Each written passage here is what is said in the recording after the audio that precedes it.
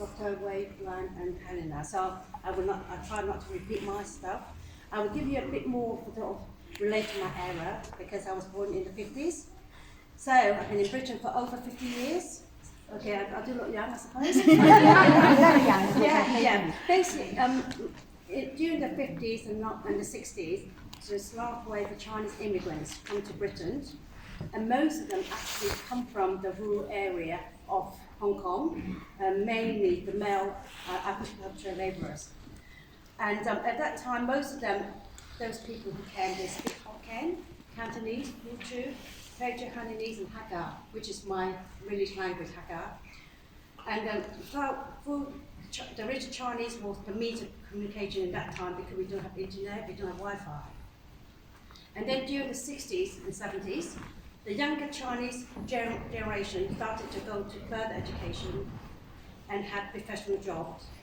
Nowadays, many of them are doctors, dentists, accountants, lawyers, and IT experts.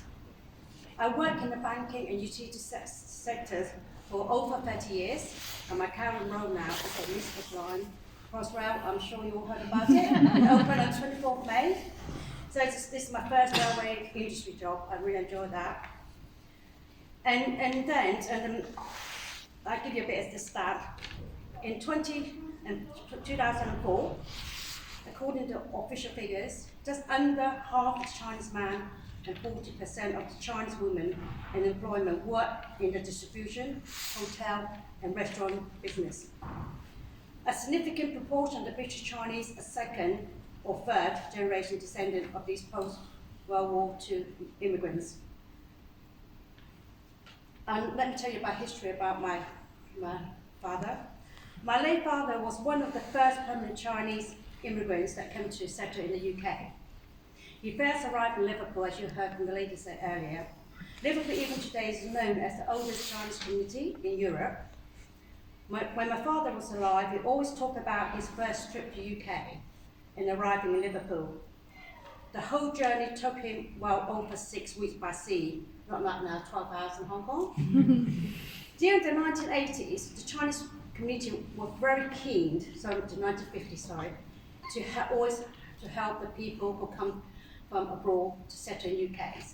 I remember my father said when he first arrived, he was put into a big house in Liverpool, and all the workers will help out the new arrivals. And then when my father started his working journey, he did the same. They basically go around to help out each other. And during that time, also my father found it very hard for the Chinese settlers as they faced racism in that area. And it's very difficult to get jobs due to the language barriers. But they did work very hard to help each other. And even though most of them work in the restaurant business or laundry business, but at least their jobs. During my younger years, my mum was very grateful to be given an opportunity to settle in the UK.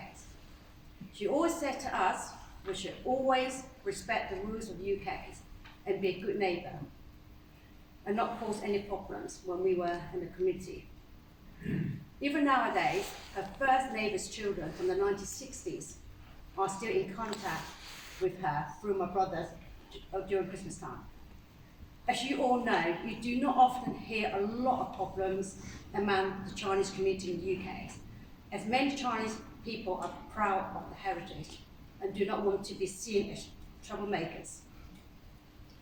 Now you may wonder what the Chinese immigrants have brought to the UK. It's not just Confucianism, ping pong, nor kung fu where you used to hear. We hope to share our culture, our traditions, and our heritage with others in the UK. We value our families, our work, and our community. Our large network of Chinese schools and community centres throughout the UK offer support and continue our cultural identity from one generation to the next. As Susie said, in Woking we have the Chinese School of Woking, which promotes the Chinese cultural traditions among the Chinese community in the surrounding areas. Michelle, our head teacher of the Chinese school, will talk about this in more details later. We also have an established Chinese social working, as Susie also mentioned before. In June, the company secretary will talk about this in more details. All the activities are available to everyone, not just Chinese, anyone who are interested to learn about the Chinese culture and heritage. And like Susan said, we always open Saturday during the term time, so you are all very welcome to come along, be a member, or join some activities, get to know us, our community, what we offer. Okay, that's it for me.